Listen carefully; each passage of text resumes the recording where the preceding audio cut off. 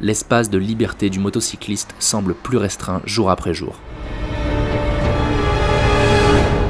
En effet, à la suite d'une enquête très sérieuse effectuée sur un large panel d'utilisateurs, composé de nous-mêmes, nous avons constaté que les motards ne peuvent pas prendre de plaisir sans braver quelques interdits.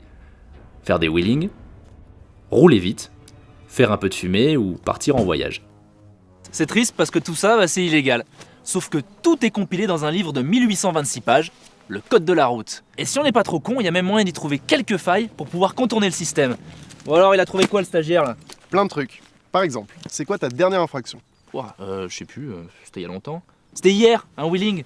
Non-maîtrise du véhicule, tout ça là. Ouais. Non, c'est conduite de motocyclette dans des conditions ne permettant pas au conducteur de manœuvrer aisément. C'est l'article R412-6, alinéa 2. Tout conducteur doit se tenir constamment en état et en position d'exécuter commodément et sans délai toutes les manœuvres qui lui incombent. Respire. Ouais. Nous avons donc mis en place une expérience scientifique, sous contrôle d'experts, pour vérifier si un motard en wheeling est capable de réagir à toutes les situations. Putain, mais fais un effort aussi là. Alors là, en fait, on est en train de simuler un stop devant lequel il va falloir s'arrêter en wheeling. Il y a 2 T à stop. Donc ça là, c'est un piéton. Ça, c'est un petit vieux qui promène son caniche. Là, une personne malvoyante. Et ici, un petit troupeau d'enfants qui traversent avec insouciance. Voilà, ça fait jamais attention les enfants de toute façon.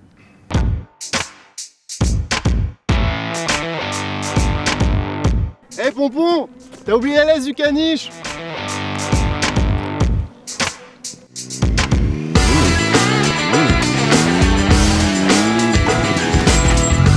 Là, on va prouver à la terre entière qu'on peut faire des wheelings et être maître de son véhicule. Oh, je suis bien là. Ouais. Oh putain, merde. J'avais même pas vu le stop. Oh. Bon, je recommence.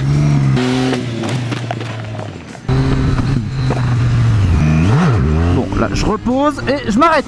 Et merde.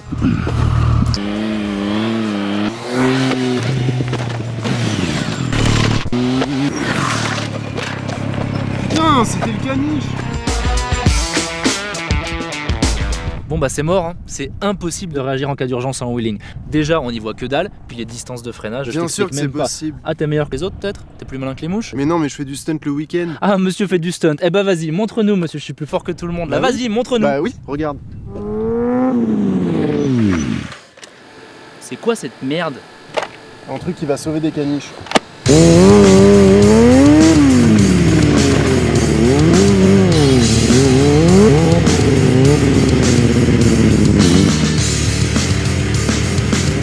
Oh le bâtard.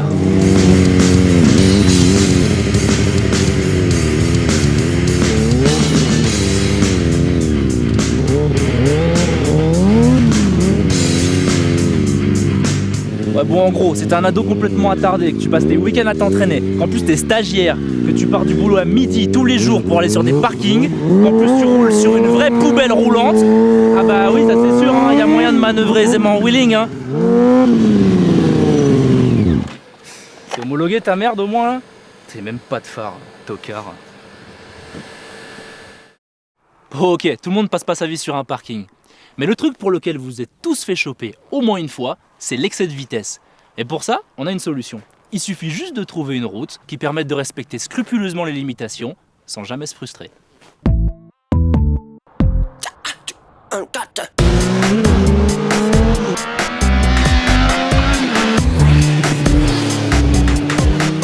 Alors là, vous me croirez jamais, mais on dépasse même pas la vitesse autorisée. Et on prend un putain de pied. Putain, en fait, c'est vachement cool le code de la route, hein.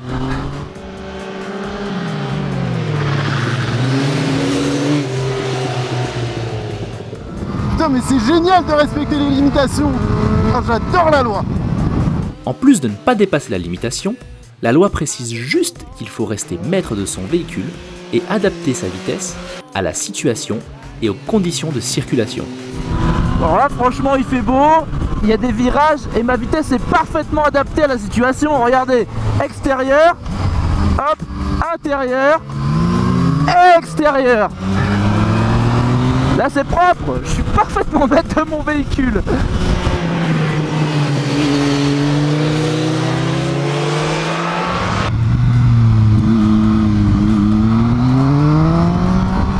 je suis descendu à 80.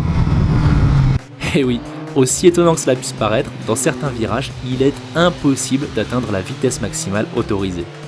Bon, c'était à combien toi? Bon, 89 par là. Tu te fous de moi? On était à 40 dans le virage, là j'étais à ton cul. Hein? 50 km/h en mec. dessous de la vitesse autorisée? Ouais, mais comme les vieux sur l'autoroute qui se traînent là, à 80 là. Putain, c'est tellement la honte. Bon, avec de l'élan et une bonne trajectoire, ça doit pouvoir passer. Ouais, vas-y, toi d'abord. Encore une fois, à l'aide d'un procédé scientifique infaillible, nous allons tenter d'atteindre la vitesse maximale réglementaire et peut-être de regagner notre honneur.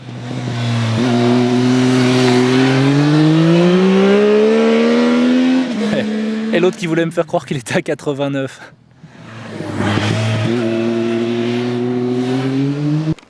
Alors combien? 55. T'as même réussi à faire un passage à 37.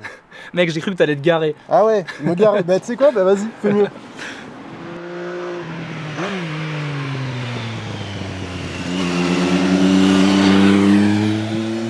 Ah ouais, bah super, l'autre il se fout de ma gueule, il est encore moins vite que moi.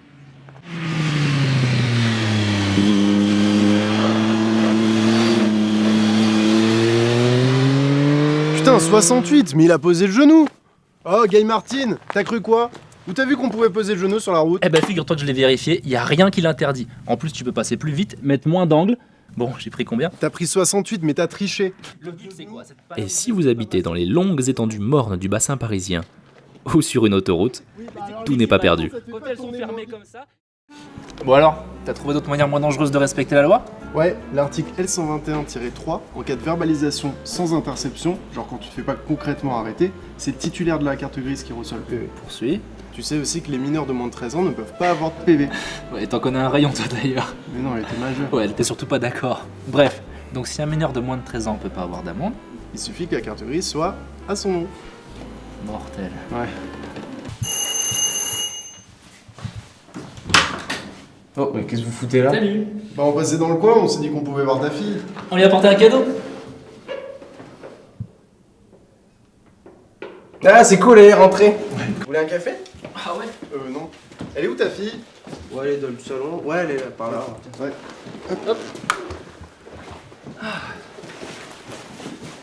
Moi je veux bien un sucre s'il te plaît hein. Signe. Là. Ou du sirop d'agave, t'as ou pas? Ah, vas-y. Encore un peu, presque. Du miel peut-être? Ouais, Du miel c'est bien. C'est bien. Non, pas du miel, il y a trop de fructose. Fructose c'est pas très bon. S'il te plaît, signe. Mais allez, t'auras une moto. Une vraie moto. Enfin, des... T'as pas en morceaux plutôt? Hop. Et voilà, merci. Hop. Et tu savais que le sucre de betterave était parmi un des plus vieux du monde. Déjà au XIIe siècle, les aborigènes, ils le cultivaient. Il est où le H dans le prénom de ta fille? Il est entre le deuxième Y et le K. Ah ouais? Ouais. Ouais, c'est vraiment pas commun. Bon, et à part ça. Alors, à part ça, on a le droit de faire des burns. Oh, c'est une super nouvelle. Ouais. Sauf que je me suis déjà fait choper pour ça aussi. Ouais, alors faut un peu lire entre les lignes. Parce que selon l'article R318-3, on n'a pas le droit d'utiliser le moteur à des régimes excessifs ou faire crisser les pneus. D'accord. C'est ça qu'on t'a mis comme contravention. Ce qui veut dire qu'en passant tous les rapports, ton pneu tourne plus vite et ton moteur, lui, tourne moins vite. Et voilà.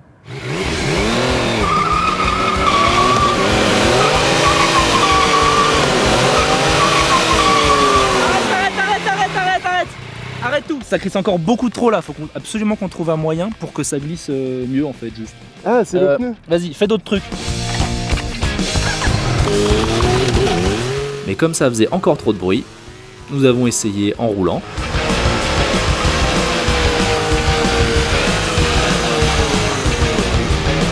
En faisant des ronds.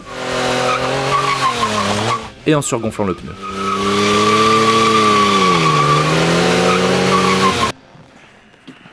Mec, on n'y arrivera jamais. Faudrait mettre un truc sur le pneu, tu vois, un truc qui glisse. Genre comme de l'eau, mais pas de l'eau. Il m'en reste. C'est super gênant. Non, mais c'est parce que j'ai des petits problèmes de serrure. Ouais, de serrure, ouais. Elle était sèche. On essaye? La serrure de ta voisine. Non, pas trop sur les côtés, mec.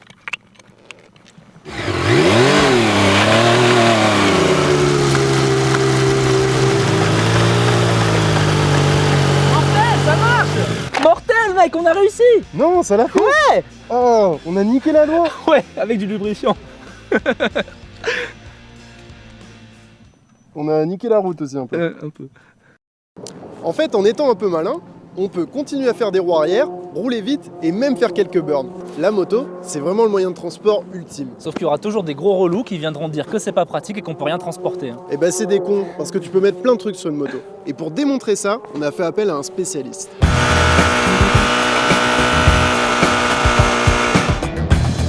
On raconte que ses pieds ne touchent pas par terre, qu'il regarde des vidéos d'opérations claviculaires avec un rouleau de sopalin et qu'il transporte des machines à laver à dos de Suzuki DR650. Veuillez accueillir Bader. Là. Ça va mec? La forme? T'es venu en moto? Nous avons donc simulé le résultat d'une sortie à Ikea avec votre moitié pour vous prouver que, même à moto, un peu d'ingéniosité et de bonne volonté permettent d'affronter les tracas du quotidien.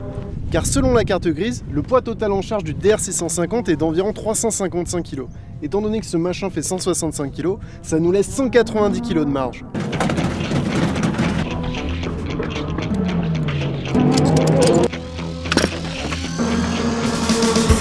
Pour être en conformité avec l'article R312-19, son chargement devra simplement être bien attaché. Ce qu'on va vérifier à notre manière.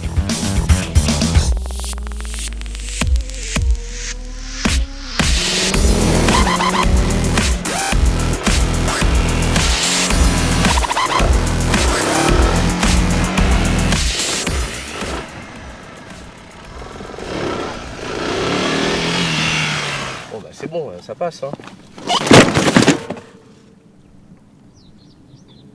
T'as encore besoin de moi ou je peux y aller là? Bah figure-toi que selon l'article 160 du texte originel de 1955, t'as pas le droit de transporter un skieur à moto, genre t'as pas le droit de le tirer. À la fois ça tombe bien, j'avais pas vraiment prévu de le faire. Quoi? Tu veux me dire qu'en rentrant de chez Ikea, t'as jamais ramené 2-3 potes à Val Thorens? Bah non. Ah bah ça c'est parce que t'as pas de potes.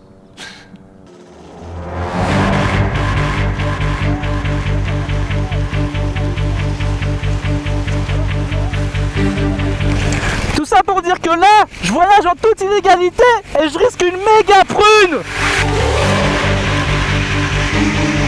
Alors que moi, je voyage actuellement en toute légalité. Oh,